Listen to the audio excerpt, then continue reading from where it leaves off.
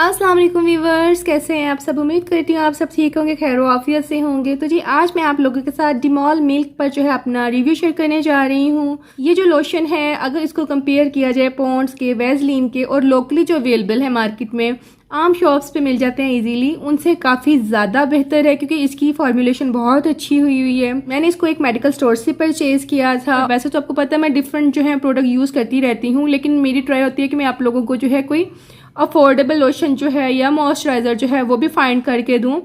इस तरह के पॉन्ड्स और वैसलीन जिनकी इंग्रेडिएंट्स लिस्ट बहुत लंबी होती है और आप लोगों को नहीं पता होता कि उसके अंदर क्या क्या ऐड है, तो ट्राई आउट करें कोई मेडिकेटेड जो है आप यूज़ कर लें लोशन वगैरह, ताकि जो है उसके अंदर इंग्रेडिएंट्स भी अच्छे होते हैं और आपकी स्किन के लिए हार्मफुल भी नहीं होते।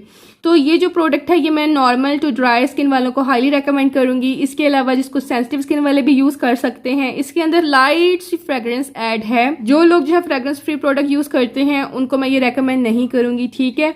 इसकी जो प्राइस है वो 450 है और इसके इंग्रेडिएंट जो है वो इसके प्राइस से कंपेयर किए जाएँ तो बहुत अच्छे हैं। इसके अंदर सीरामाइड्स हैं, इसके अंदर विटामिन ई है, नियासिनामाइड है, इसके अलावा इसके अंदर जो है मिल्क एसिड है। ये आपकी स्किन को नॉरिश करता है, प्लम करता है। जब आप इसको यूज़ करते हैं आपकी स्किन पे ग्लो आता है, आपकी स्किन हेल्दी होती है। बेसिकली ये बहुत अच्छा जो है एक ऑप्शन है अफोर्डेबिलिटी की तरफ देखा जाए तो। इसके इंग्रेडिएंट्स आप देख लीजिए। इसके प्राइस का मेंशन है 430, लेकिन ऑनलाइन जब आप परचेज करेंगे डिफरेंट स्टोर्स पर डिफरेंट प्राइस होंगे। और इसके अलावा ये लाहौर में जो है मैन्युफैक्चर्ड हुआ है। और ये जी इसके जो है आप इसकी डिटेल्स पढ़ सकते हैं, ठीक है। इसका यूजेस भी लिखा हुआ है, प्रिकॉशंस भी लिखी हुई हैं और इंग्रेडिएंट्स, ठीक है। इंग्रेडिएंट्स आप पढ़ सकते हैं। सीरामाइड्स हैं, बहुत अच्छी इंग्रेडिएंट्स हैं, आपकी स्किन में जो है कुदरती तौर पर पाए जाते हैं, आपकी स्किन को हेल्दी रखते हैं, आपके बैरियर को इरिटेट होने से रोकते हैं। और नियासिनामाइड जो है वो आपकी स्किन को लाइटन अप करता है, ब्राइटन अप करता है, आपकी स्किन को हेल्दी करता है, रिंकल्स से बचाता है। और विटामिन ई जो है वो आपके लिए बहुत बेनिफिशियल है, आपकी स्किन को हेल्दी रखता है, आपकी स्किन पर ग्लो लाता है। इसके अलावा इसके अंदर लिक्विड पैराफिन है और सॉफ्ट पैराफिन है। ये बेसिकली जो है हाइड्रेटिंग इंग्रेडिएंट होते हैं, आपकी स्किन को नॉरिश करते हैं, हाइड्रेट करते हैं। इसमें मिल्क एसिड है। इसके तमाम बेनिफिट्स जो मैं स्क्रीन पर मेंशन कर दूंगी, आप डिटेल से पढ़ लीजिएगा। इसके बाद इसमें इमल्सिफाइंग वैक्स है, प्रोपिलीन ग्लाइकोल है, प्योरीफाइड वाटर है और प्रिजर्वेटिव्स हैं। इसके अंदर बहुत सारे जो है एंटीऑक्सीडेंट इंग्रेडिएंट्स हैं, एंटी इन्फ्लेमेटरी इंग्रेडिएंट्स हैं और इसके अंदर जो है इमोलियंट्स वगैरह ऐड हैं। यहाँ इन्होंने प्रिजर्वेटिव्स मेंशन नहीं किए सेपरेटली कि इसके अंदर कौन से प्रिजर्वेटिव्स ऐड किए गए हैं। अगर इसके अंदर पैराबिन्स हैं तो वो मुझे नहीं पता, लेकिन क्योंकि मेंशन नहीं है इसलिए मैं कह नहीं सकती। लेकिन फ्रेग्रेंस का इनकी वेबसाइट पर मेंशन है कि इनके प्रोडक्ट में फ्रेग्रेंस होती है।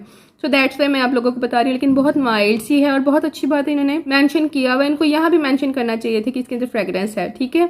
कि बहुत से लोग जो है वो यूज़ नहीं करते फ्रेग्रेंस। दैट्स वाई अपनी जो है आपको इन्फॉर्मेशन पूरी देनी चाहिए ताकि फिर इंसान जो है अपनी चॉइस के हिसाब से प्रोडक्ट जो है सिलेक्ट कर सके। बेसिकली ये एक लोशन है और इसका जो टेक्सचर है बहुत हाइड्रेटिंग है।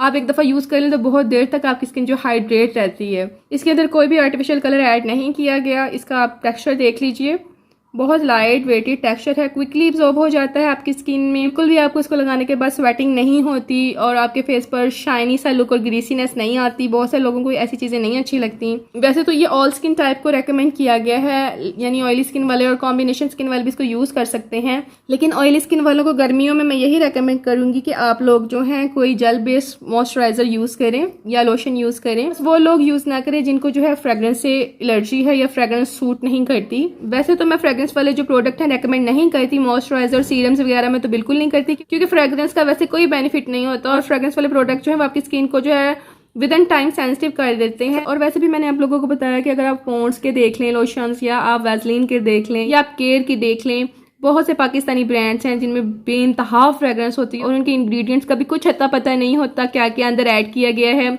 और बहुत ज़्यादा फेक प्रोडक्ट पाकिस्तान में आसानी से मिल जाते हैं। आम लोकली घरों में उनको मैन्युफैक्चर किया जाता है, आपको नहीं पता उसके अंदर क्या है।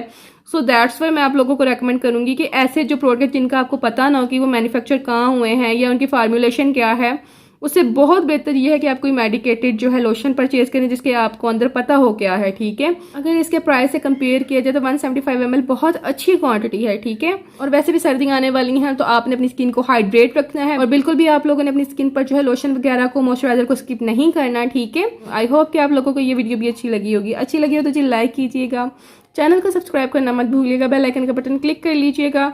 दुआओं में याद रखिएगा। ठीक है, अल्लाह हाफिज़, बाय बाय।